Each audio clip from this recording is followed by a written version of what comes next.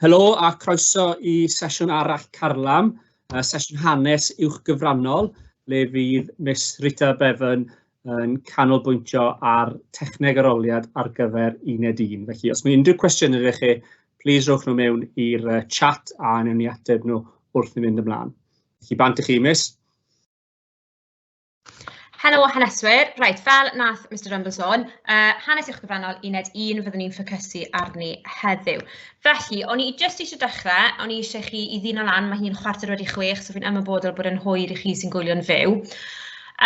Os na bod chi'n astudio uned y tuduriaid, mae croeso I chi ddefnyddio'r amser yma, rhyw funud byddwn ni, so plis pidwch adael y sgwrs. Okay. Fi jyst eisiau chi roi enghraifft I chi o sut I adolygu'n effeithiol. Nawr, sy'n ni'n dweud adolygu effeithiol bod chi'n dechrau, bod chi wedi cychwyn adolygu mewn gwirionedd, dim byd rhy intense, ond bod chi'n dechrau wneud yr sefyllfaoedd yma, bod chi'n deall pethau. So un ffordd really hawdd o wneud hyn yw rhywbeth fel y grid yma. So chi'n rhoi yn y gornel beth oedd cysylltiad Harry'r seithfed dwedwch, neu os chi'n wneud y cyrsiau hwyrach, bod chi'n rhoi beth oedd cysylltiad un o'r unigolion yna. A chi'n mynd ati, chi'n defnyddio chi'n neud chi, chi'n greu rhain adre, a chi'n mynd ati I roi unrhyw geirfa neu unrhyw digwyddiadau pwysig. A'r peth pwysig fan hyn wedyn, falle fory a wythnos nesaf, a gweld os chi yn gallu wneud y cysylltiadau. So beth oedd cysylltiad Harry'r seithfed gyda'r bonedd? Beth oedd cysylltiad Harry'r seithfed gyda economi'r wlad neu polisïau economaidd? Beth oedd cysylltiad Harry'r seithfed gyda Simnel, Warbeck, sicrhau etifedd i'r goron, Elizabeth o York, bondiau, Margaret o Bwrgwyn, Richard y Trydydd, yr dyddiad 1485. So beth oedd y cysylltiadau yma, a chi'n mynd ati wedyn, yr adalw yma, so'n hytrach na adolygu, yr adalw chi'n goffa chi'n enw hyd o tasgu bach fel hyn. Okay? A mae hwn yn swnio'n eitha syml, ond mae'r fath yn adolygu mor effeithiol. Okay? So yna roi rhyw munud bach I chi, falle os chi gyda ffrindiau adre yn gwylio hwn yn fyw, fe allwch chi'n mynd ati I ddweud, reit, cysylltiad Harry'r seithfed gyda'r bonedd oedd hyn, a bod chi'n mynd ati, neu bod chi'n mynd ati ysgwennu lawr yr atebion. Gyn ni weld, mewn munud, faint chi'n gallu wneud, bant chi.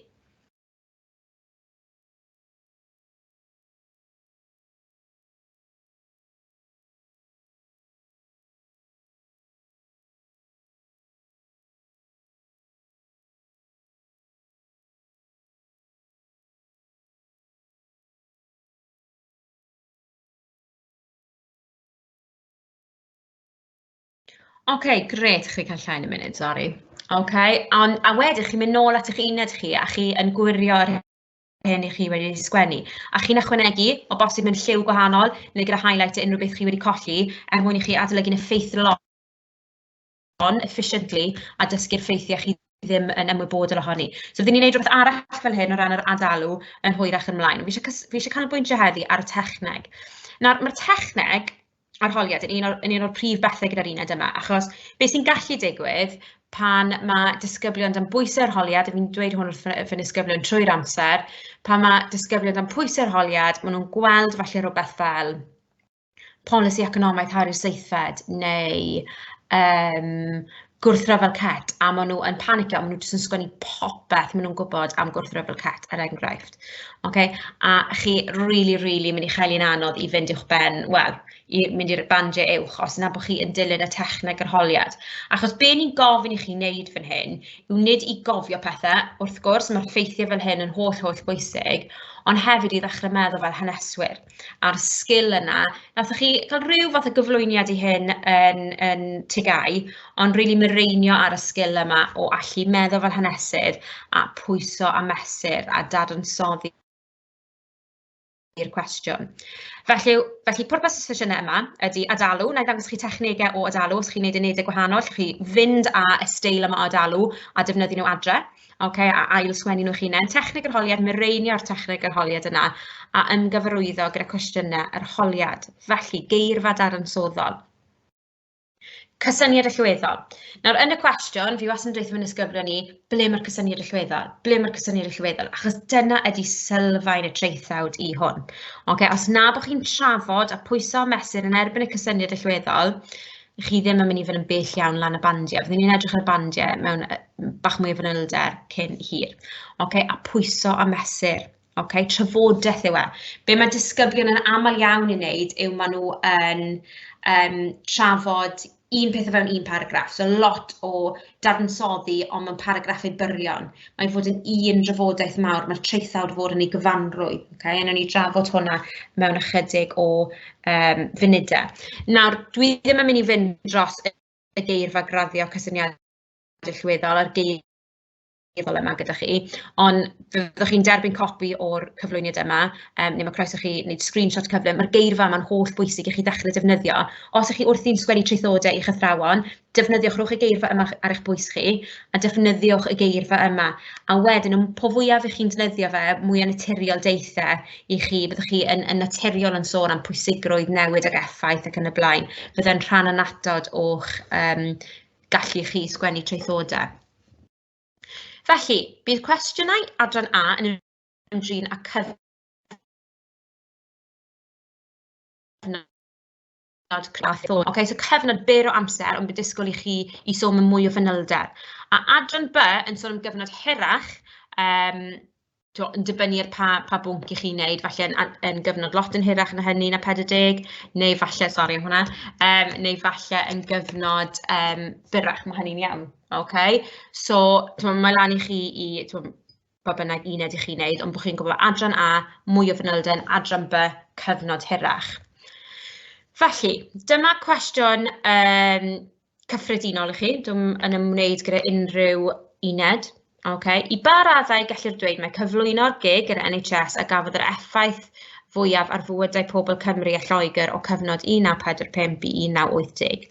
Okay, so os nathoch chi dirwasgu'r rhyfel ac adferiad yn tygau, falle bydd hwn yn gyfarwydd i chi. So'r testyn i'r mater dan sylw ydy y gig, yr NHS. Y cysyniad allweddol ydy effaith, neu effaith fwyaf os ni'n graddio hynny, a wedyn y cyfnod hanesyddol. Nawr, gyda hanesyddol, does dim angen i chi, does dim rhaid i chi wneud hyn yn gronolegol. Okay? Bys ni'n meddwl, bys ni mwy na thebyg yn dilyn rhyw fath o fformat cronolegol, mae'n helpu chi drefnu eich syniadau chi, does dim rhaid. Ond be ni ddim eisiau gwneud, be gallai ddigwydd gyda'r cwestiwn yma er enghraifft, yw bod pobl yn sôn just am y 40, yn sôn am falle, os chi'n cofio nôl i tygau, y droddi'r beverage, y 5 cawr ac yn y blaen, yr holl bethau yna ddigwyddodd ar diwedd y 40. Ond mae hwnna, mae angen i chi osgoi hynny achos chi angen edrych ar y cyfnod cyfan.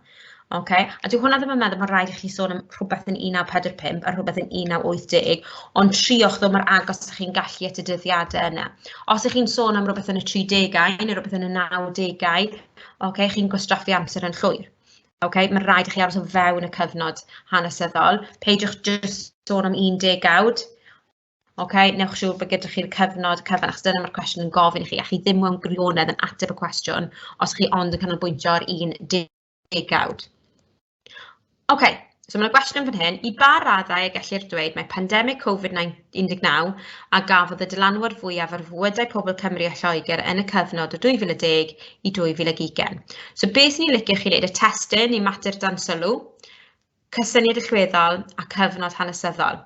So ewch ati, jyst ar darn bach o bapur, sy'n eisiau chi sgwennu'r cwestiwn yma allan. Beth ydy'r testyn yr mater dan sylw, so cyfeirio nôl i fan hyn, y gig o dde fan hyn.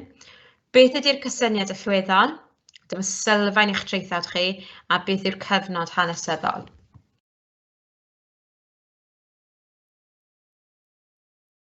Un bach hawdd fan hyn, okay? Y testyn neu'r mater dan sylw ydy pandemig Covid-19, dylanwad fwyaf yn amlwg ydy'r cysyniad allweddol, a wedyn cyfnod hanesyddol, fi wedi newid y cyfnod hanesyddol rhwng y cwestiynau, 2010 yn wreiddiol o dde i 2020. So eto, os ych chi'n siarad am unrhyw beth tu allan i'r cyfnod hanesyddol yna, eto gwastraffu amser.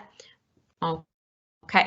Nawr, be mae disgyblion yn wneud yn aml iawn, fi wastad yn chwerthin am hwn, achos mae wastad rhywun o bob ganolfan yn wneud hyn. Maen nhw'n teimlo, fi ddim rili'n gwybod lot amdano y pandemig, so fi jyst yn mynd i newid y cwestiwn ychydig. Fi jyst yn mynd i ddweud y Brexit yw. Bod y cwestiwn yn gofyn am pandemig, chi'n methu newid y cwestiwn. Chi'n gallu anghytuno gyda'r cwestiwn, ond mae rhaid i chi bwyso mesur yn erbyn mater dan sylw. Mae rhaid i chi drafod Covid-19, a mae rhaid i chi bwyso yn erbyn hynny. Okay? Chi'n methu jyst newid y cwestiwn. So os ni'n edrych ar Harry Seithfed dwedwch a bod e'n gofyn am polisi economaidd, a bod chi fel, fi ddim yn rili gwybod unrhyw beth am y polisi economaidd, ond fi'n gwybod nath ddelio gyda'r ymhonwyr dda. Na i just twistio'r... Ni fel pobl sy'n marcio hwn, ni fel eich athrawon chi yn gwybod bod chi wedi newid y cwestiwn. Okay, so mae rhaid i chi sticio gyda'r cwestiwn. A dyna lle mae ôl adolygu yn holl bwysig. Mae rhaid bod chi'n sicrhau bod chi'n gwybod beth yw falle'r materion dan sylw neith godi neu'r testynau neith godi. Un bach arall i chi fan hyn, i ba raddau gallu dweud mae defnydd Trump o Twitter oedd ei strategaeth mwyaf effeithiol mwyn ennill yr etholiad. So yn gyflym iawn, defnydd Trump o Twitter di'r mater dan sylw wrth gwrs, strategaeth mwyaf effeithiol a wedyn y cyfnod hanesyddol. So ni'n edrych yn specific fan hyn ar etholiad yn 2016, so mae'n cadw ffocws ar hynny. OK, so mae'n enghreifftiau cyfoes fyna. Unwaith eto, os ych chi'n teimlo bod chi moyn mynd nôl dros rhain, mae croeso chi'n neud. OK, arweinyddiaeth gwael oedd y bennaf gyfrifol am holl farwolaethau yn y rhyfel byd cyntaf trafodwch. Wel, arweinyddiaeth gwael yw'r mater dan sylw, bennaf gyfrifol fan hyn rhif 3 ydy y cysyniad allweddol a'r rhyfel byd cyntaf 1914 i 1918 ydy'r testyn, yr cyfnod hanesyddol, sori. OK, so pan i chi wedyn yn mynd ati i dorri lan y cwestiynau, mae'n eitha hawdd, achos weithiau falle bod chi wedi bod yn ymarfer yn yr ysgol lot o gwestiynau i ba raddau, neu ai rhywbeth yn bennaf gyfrifol. Mae'n gwestiwn fel rhif 3 yn dod i fyny, a datganiad yw e. Chi fel, o, fi ddim wedi ymarfer datganiadau. It's dim really ot, achos pan chi yn rhannu'r cwestiwn i y rhannau yna, mae'n syml iawn wedyn. OK, so hanes uwch gyfrannol, nes i ddewis rhai ar draws yr unedau fan hyn. Unwaith eto, mae croeso chi gwasgu pause os chi eisiau arafu hwn, neu mae croeso chi cymryd screenshot i ymarfer hyn. I ba raddau rydych chi'n cytuno bod llywodraethau'r cyfnod 1916 i 1939 wedi llwyddo ar y cyfan i ddelio'r sialensau cymdeithasol ydyn ni'n wynebu, a mae'n mynd trwy'r holl unedau. A wedyn mae'r atebion fan hyn. Y cynllun marcio, so croeso mawr i chi fynd nôl dros hwnna. O ran y cynllun marcio, nes i sôn yn gyd, sylfaen y traethawd ydy'r cysyniad allweddol, a dyna ydy'r gwahaniaeth rhwng disgrifiwch polisi tramor Harry Seithfed a'i polisi tramor Harry Seithfed oedd ei brif lwyddiant. Okay, maen nhw'n gwestiynau gwahanol iawn. Yr cysyniad allweddol yna sy'n rhoi sylfaen yna i chi i bwyso mesur. Nawr te, top tip, nes i gael pan o'n i'n yr ysgol, a fi wedi dweud wrth fy nisgyblion ni, bysen ni wastad yn sgwennu lawr y cysyniad allweddol ar fy llaw fan hyn.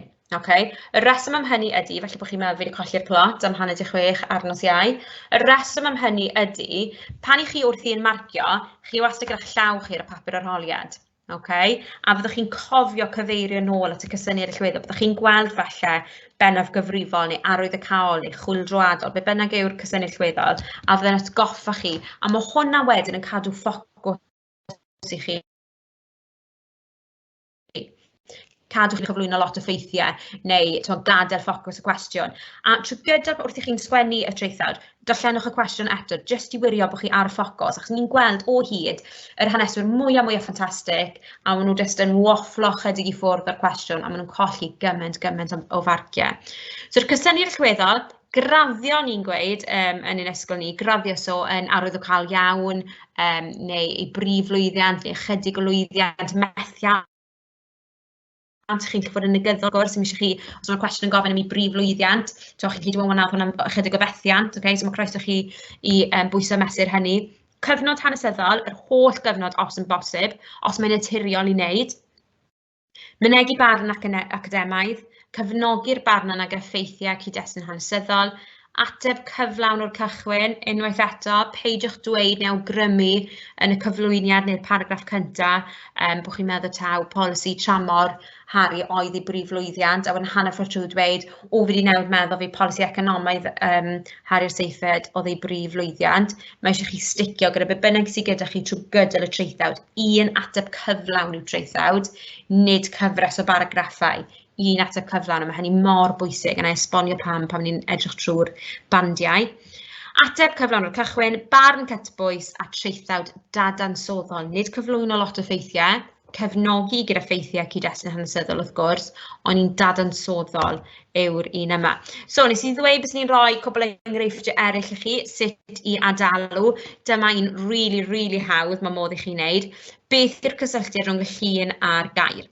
Okay, so mae gen i eglwys a mae gen i'r gair Rhufain, mae gen i arian a mae gen i Wolseley ac yn y blaen ac yn y blaen. Okay, so unwaith eto, yn rhoi chydig o funudau i chi, just i'w trio gweithio mas yn fras beth yw'r cysylltiad rhwng pob un ohonyn nhw.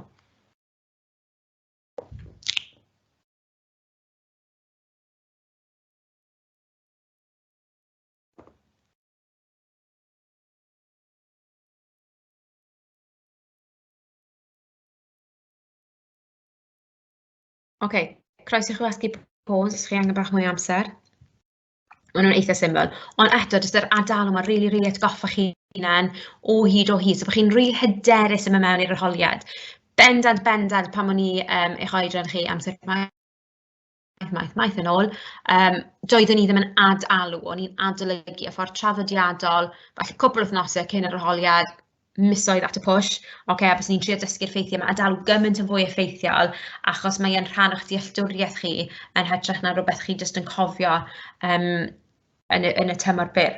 So, torri ar Rhufain, treth chwyldroadau newydd wedi selio ar brysiant ar gyfer cyfoeth cywir i treth dalwyr.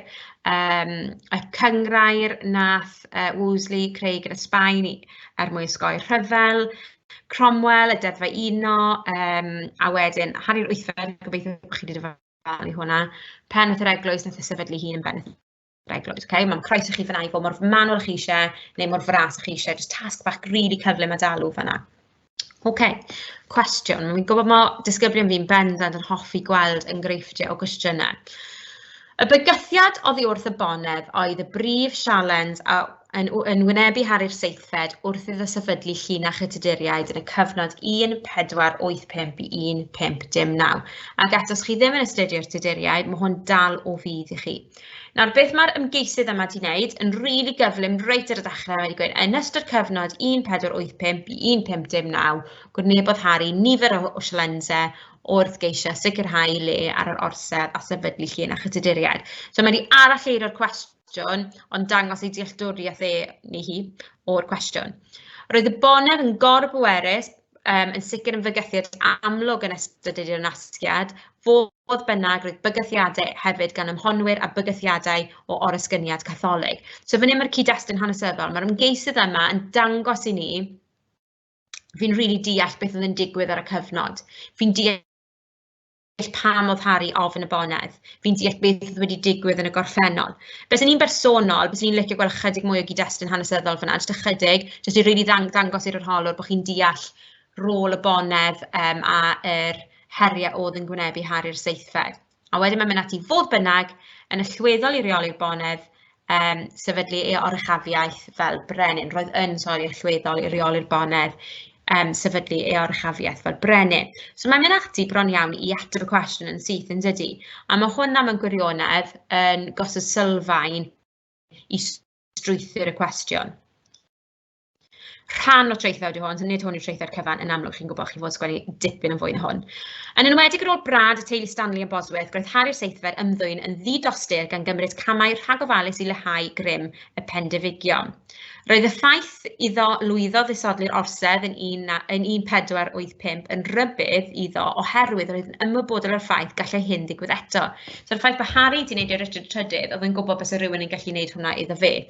Ac roedd hyn yn fygythiad arwyddocaol i'w sefyllfa fregus. Mae'r ymgeisydd yma yn dangos eu dealltwriaeth nhw eto, cyd-destun hanesyddol.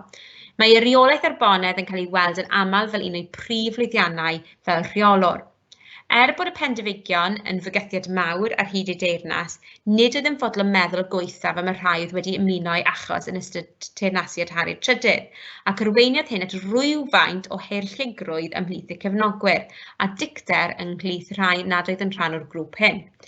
Gellir dadlau byddai agwedd heirllig hon wedi bod yn broblem ddifrifol, so eto cyfeirio at y syniad yma o brif challenge, yn broblem, y challenge, yn broblem, yn fygythiad, eto'r cysyniad allweddol yma i Harri'r Seithfed ac roedd yn challenge fawr. Ymhellach, mae'n sicr a fyddai polisïau llym a fabwysiadwyd yn 15.2 wedi achosi gwrthryfel ymhlith bonedd petai heb farw. Mae hyn yn dangos sut roedd y bygythiad y pendifigion hyd yn oed ar diwedd ei dynasiad yn dal i fod yn sialens, eto cyfeirio nôl at y gair sialens neu her, fawr i haru'r seithfed o ran sefydlu llinach y tuduriaid a pharhaodd y bygythiad y pendifigion yn ystod y teyrnasiad haru'r wythfed. So fan hyn, fi'n rili licio bod yr ymgeisydd yma yn cadw ffocws. Mae'n wir yn dod mewn, mae'n dangos i'r arholwg. Fi'n gweld lot o bethau sydd yn digwydd yn y cyfnod, lot o fanylion, ond mae cadw cyfeirio nôl at y cysyniad allweddol. Mae cadw sôn, mae bygythiant, challenge, her, arwydd y cael, llwyddiant. Maen nhw oll yn gorblethu yn dydyn nhw i roi dealltwriaeth i ni o beth yw'r cysyniad allweddol. So dechreuad rili cryf gan yr ymgeisydd yma. Wedyn fi wedi dewis yr baragraff ola cyn y casgliad a wedyn y casgliad. So be na i ofyn i chi wneud nawr ydy ddarllen hwn a jyst i bigo mas unrhyw bryd maen nhw'n cyfeirio at y cysyniad allweddol. Na ofyn i chi ddarllen yn unigol.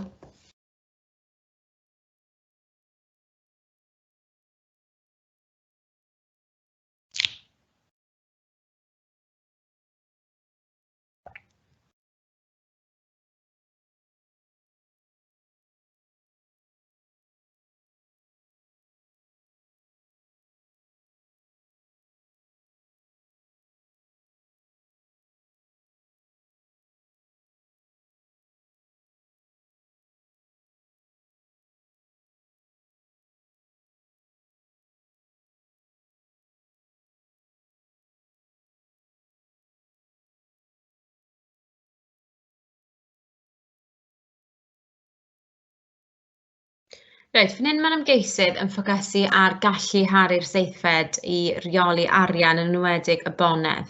A unwaith eto yn wych, mae'n cyfeirio nôl at y gair un sialens fwy amlwg, so trwy sôn hefyd yn sialens i haru'r seithfed fan hyn yn y 5ed rhes. Mae'n teisio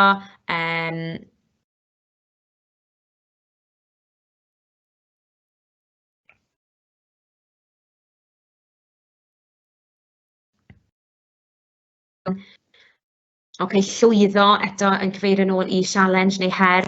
So mae'n dda iawn. Mae wedi gwneud ychydig yn llai na'r tro cyntaf. Dyna beth sy'n dueddol o ddigwydd. Mae disgyblion fel beth bod nhw'n blin ar ben y diwedd. So cadw'ch ffocws trwy gydol y traethawd.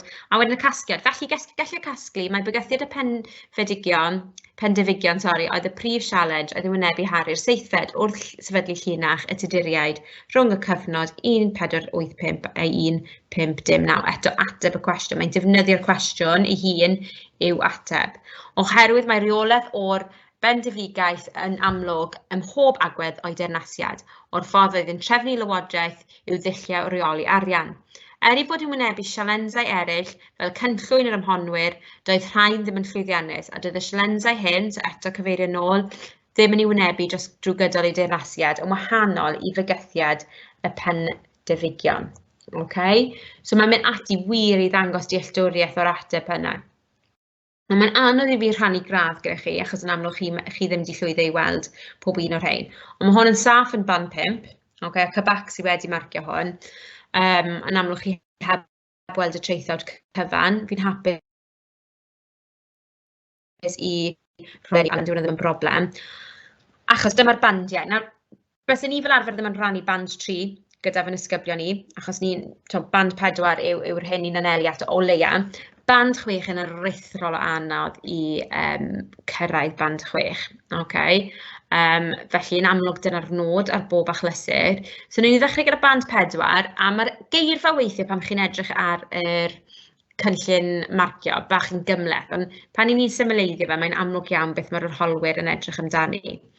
So band 4, 16 i 20 o fargiau. So mae ateb da, mae rai bod yr ateb yn dda. Mae'n rai bod yn gyflawd eto, os chi wedi sgwennu hanner traethawd, newch chi ddim cyrraedd band 4. Ar ddangos a threfnu gwybodaeth hanesyddol yn gywir a pherthnasol.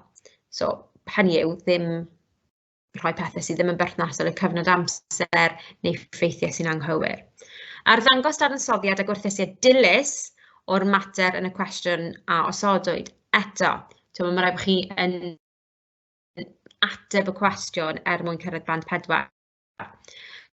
Llunio barn gytbwys o sylwadau ategol dilys. So dechrau cefnogi y barn yna sydd gyda chi, a rhoi atebion a fynegion yn glir gan dangos y glirder a chydlyniant gan fwyaf a syllafu at nodi gramadeg priodol. So ateb da yn mynd mewn i band 4. Mwyn gwella hwn, band 5, ni'n disgwyl eitha dipyn i gyrraedd band 5. Arddangos a threfnu gwybodaeth hanesyddol yn gywir yn perthnasol a'r gwahaniaeth rhwng band 4 ydy yn fanwl, a dyna lle mae'r effeithiau'r ôl adolygu'r adalw yna yn amlygu. Arddangos dealltwriaeth briodol wrth dadansoddi a gwerthuso mater penodol. So bod chi'n dod mewn i'r ffactorau eraill a bod chi'n gwerthuso'r materion hynny. Llunio barn gytbwys a sylwadau ategol, dilys a phriodol. So mae band 4 yn gweud rhyw faint o sylwadau, lle yn band 5, so mae disgwyl bod yr un peth yn digwydd trwy gydol y treithawr. So i chi sy'n ymblino erbyn y paragraff ola, dyna lle gewch chi'n anodd i gyrraedd, i gyrraedd band 5. Rhoi atebion sy'n dangos trefn, strwythur, syllafu, atalnodi a gramadeg da. Wedyn, band 6. Arddangos a threfnu gwybodaeth hanesyddol cywir, perthnasol a manwl ar raddfa uchel. So ni'n sôn am ffeithiau really manwl fan hyn. Ni'n sôn am dadansoddiad manwl iawn. Arddangos dealltwriaeth da wrth dadansoddi gwerthuso mater penodol a ysodwyd. Dealltwriaeth da. So eto really o safon uchel. Amlwg yn llunio barn a brofwyd ac ategwyd. So dyma'r syniad o, falle bod eich athrawon chi wedi dweutho chi, fi eisiau gweld chi'n cael trafodaeth gyda chi'n, a dyma lle mae'r barn a llunio hynny a ategu at hynny. A rhoi atebion cydlynol rhugl wedi trefnu'n dda gyda syllafu atalnodi a gramadeg da. So bod y treithlawd yn darllen yn dda. Eto, symud i ffwrdd o'r syniad yma o paragraff, un ateb cydlynol rhugl sy'n llifo, lle chi'n pwyso a mesur ac yn y blaen. So mae'n anodd cyrraedd band 6. Ni'n disgwyl lot ar gyfer band 6, ond os chi'n cyrraedd band 5, yn amlwg mae'n dibynnu beth yw'ch targed chi. Felly, mae hwn yn rili dda, dyma'r fath o tick list. Ydych chi wedi? Ydych chi wedi cwestiynnu'r cwestiwn? Ydych chi wedi dangos i'ch dealltwriaeth drws chi o'r cwestiwn hynny? So os ni'n edrych nôl ar hyn, ydych chi wir yn deall beth yw bygythiad? Fi ddim rili'n siŵr bod yr ymgeisydd yma yn wir yn arddangos bod nhw wir yn deall beth yw bygythiad yn cyd-destun Harri'r Seithfed. Nodi'r cysyniadol. Os mae'r cwestiwn llwyddo'n sôn am arwydd y cael, sy'n angen i chi ddweud arwydd y cael dro o tro, chi'n gallu wrth gwrs, ond chi'n gallu defnyddio geirfa eraill. Beth yw arwydd y cael? Significant. So pwysig, yn effeithio'r fywydau pobl. So chi'n gallu newid hynny neu edrych beth sy'n cwmpasu hynny. Nodi'r dyddiadau. I'w chwmpasu, so dyddiadau penodol. Dadansoddi'r prif fater. Unwaith eto sôn am sut oedd Harri'r Seithfed yn delio gyda'r bonedd. A wir dadansoddi hynny. Dadansoddi materion arwydd y cael eraill. Dyna pam chi'n dod o'r ffactorau eraill i analys band 5. Gyda'r cwestiwn yma, os mae'n sôn am bygythiad y bonedd, a chi'n sôn am falle'r ymhonwyr o hwnna'n fygythiad arall i Harri'r Seithfed, bod chi'n pwyso mesur hwnna nôl yn erbyn bygythiad wrth y bonedd. A chi'n dangos dyna beth yw creu'r ddadl yna. Yn wahanol i bygythiad y bonedd, roedd yr ymhonwyr wedi. Beth sy'r canlyniadau hir dymor o tymor byr, so rili pwyso mesur. Ystyried ateb yn gryno, sydd yn syml iawn, nid dim wafflo. Creu cynllun byr ar gyfer eich treithaw. Nawr, fi'n gwybod bod yn teimlo mor anaturiol. Mae gyda chi 45 munud, chi dan lot o straen yn barod. Do'n ni'n gweld fel athrawon, bob tro, pan mae disgybl gyda cynllun fer, maen nhw gymaint yn well na disgybl sydd heb gynllunio. Iawn, bydd eich brain chi, byddwch chi'n gweld cwestiwn, fi'n addo chi, bydd eich ymenydd chi jyst A byddai'n rili anodd strwythuro hynny os chi'n sgwennu a'n trio tacluso popeth sy'n mynd o gwmpas eich meddwl chi.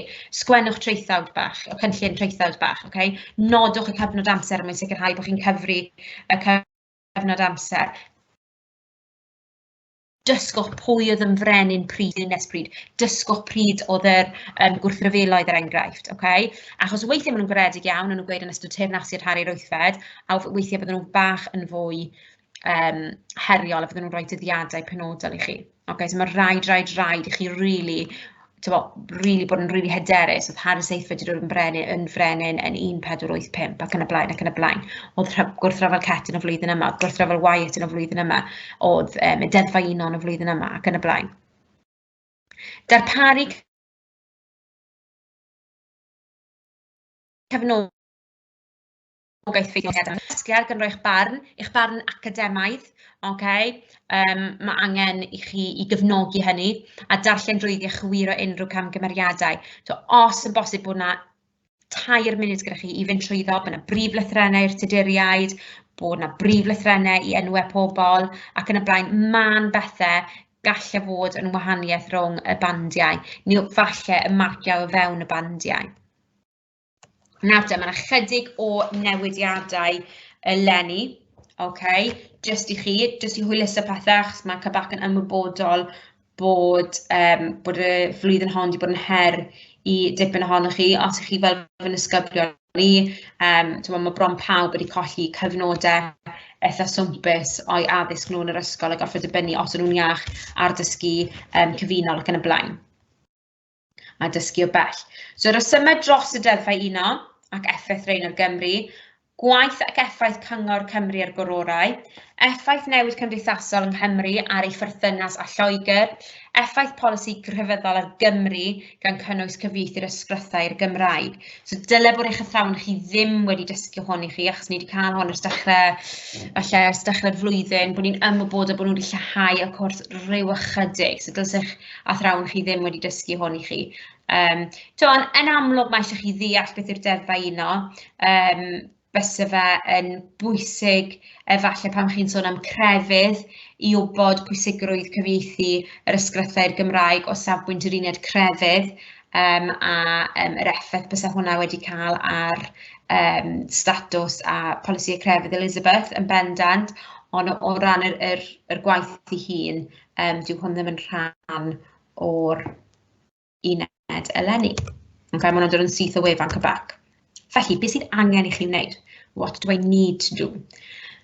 Dadlau'r union gysyniad allweddol, dadansoddi'r materion cysylltiedig, so unwaith eto os ni'n edrych ar, falle ni'n symud mewn i gwrthryfeloedd yr enghraifft, a'i cwynion crefyddol oedd y brif reswm tu ôl i Cet yr enghraifft, bod chi'n dod mewn a cwynion, so materion cysylltiedig ydy cwynion gwleidyddol, cwynion economaidd, cwynion cymdeithasol, so bod chi'n dod mewn â pethau ychwanegol yna, gwerthuso eu pwysigrwydd.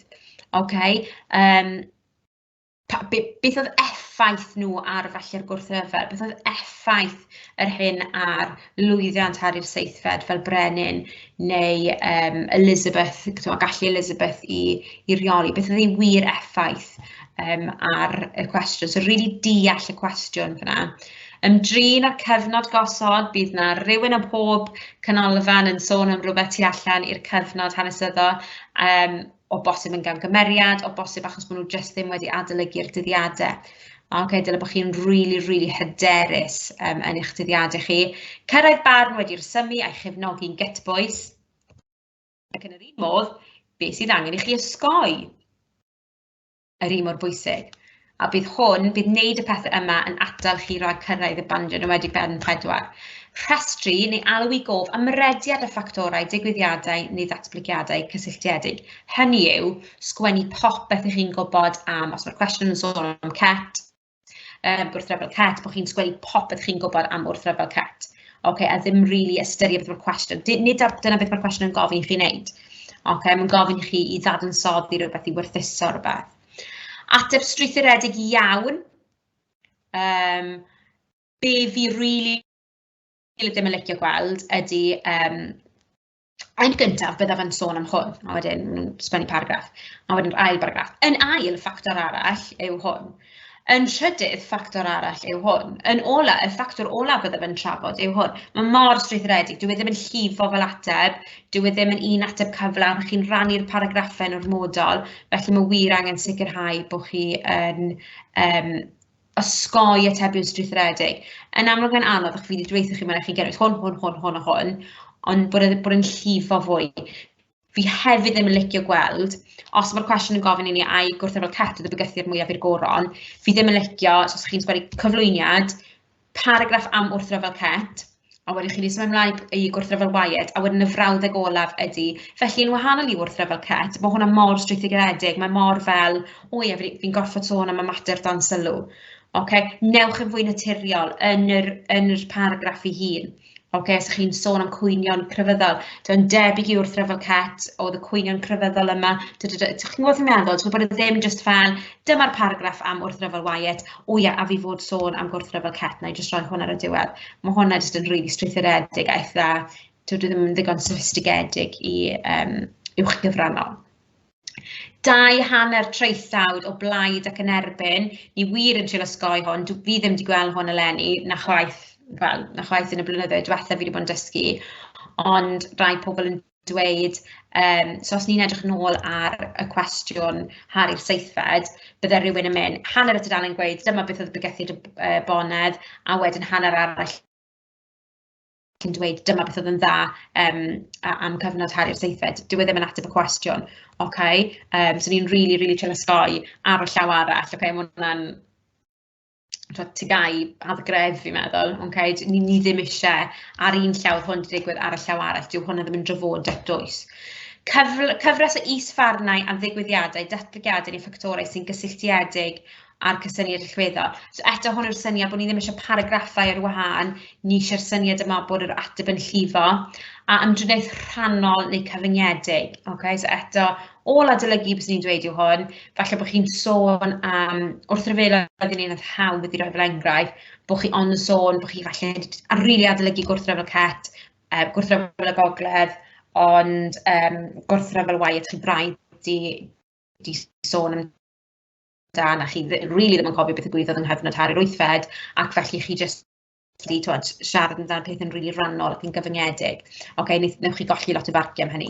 Newch colli lot o marciau, newch chi peidio llwyddo ennill marciau. So dyna beth sydd angen i chi osgoi. Felly, adalu. Ni'n mis Mawrth nawr, dysa bod ni yn adalu. Dysa bod chi'n mynd ati i greu yr adnoddau adolygu. Dylse bod chi yn mynd nôl trwy'ch Google Classrooms neu eich unedau be bynnag mae'ch athrawon chi wedi defnyddio a dechrau creu hyn. Mae yna trefnu'r gwybodaeth rili da ar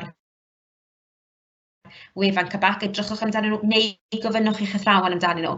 Mae'ch athrawon yn gwybod union lle i ffeindio nhw. Mae'n rili fancy, chi ddefnyddio hwnna fel sylfaen i'ch adolygu chi. So creu'r holl adnoddau. Os chi'n ddigon ffodus bod gennych chi rhywun sy'n yn fodlon profi chi adre, gofynnwch iddyn nhw, newch pethau fel y tasgau bach adalu fi wedi rhoi i chi, byddai'n dangos cwpl fwy o tips adalu i chi yn y wers nesaf. A adalu ydy'r syniad o, os ych chi'n neud rhywbeth fel nes i reit ar y dechrau, iawn, beth ydy cysylltu Harri'r Seithfed gyda'r bonedd, bod chi'n mynd nôl i hwnna bob wythnos. Erbyn y trydydd wythnos, bydde'n rili hawdd i chi, byddwch chi'n cofio, erbyn 5 wythnos, byddwch chi braidd wedi edrych yno fe, byddwch chi siŵr o fod yn gallu cofio am ha trefnu o hyd yn oed. So dyna'r syniad o adalu, mynd nôl at yr un peth dro ar ôl tro, ond ddim yn ddwys iawn, neud yn gyson, ond ddim yn cyfnodau hir. Adeiladu'r yr hyn chi yn ymwybodol ohoni, dyna pam nes i ddweithio chi, os chi'n anghofio rhywbeth bod chi'n sgwennu fe mewn lliw gwahanol, adeiladu a llenwi'r bylchau yna, dyfynhau'ch dealltwriaeth, a cysylltiadau hanesyddol. Dyna ydy'r dyfyniad bach i chi ar y diwedd fan hyn. Almost all information stored in short-term memory that is not rehearsed is lost within 18 to 30 seconds. Os chi'n clicio ar hwn hefyd, mae hwn yn mynd â chi at tasg bach nes i wneud gyda fy ysgyblion i'n llynedd. Tasg bach adalu, mae croeso mawr i chi ddefnyddio, lle fi jyst wedi gofyn pa'n sydd o gyntaf, beth oedd gyntaf, cair melachlogydd neu deddf gorchafiaeth, a fyddwch chi'n gallu neud rhain eich hunain os byddwch chi yn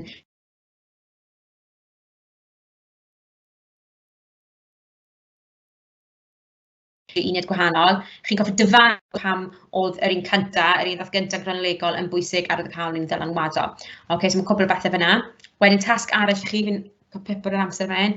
Tasg arall i chi fan hyn, mae yna ddatganiadau fan hyn. Chi'n gorfod gweud os maen nhw'n gywir neu anghywir, newch nhw'ch ffrindiau chi, a wedyn chi'n gorfod yr datganiad cywir, os mae'n gywir chi'n gorfod ymelaethu, a wedyn tasgau ymelaethu. So fi wedi rhoi enghreifftiau y mudiad hawliau sifil i chi fan hyn, just i chi weld pa fath o beth, achos ni'n meddwl bod mae pawb yn gwybod am y mudiad hawliau sifil yn America. So enghraifft fi wedi rhoi i chi ydy llyfryddiaeth MLK, wedyn ffaith o'ch cof, fi'n cofio gath MLK i lyfryddion 68, a wedyn ymelaethu wedyn, so falle naill ai mynd nôl at eich uned chi.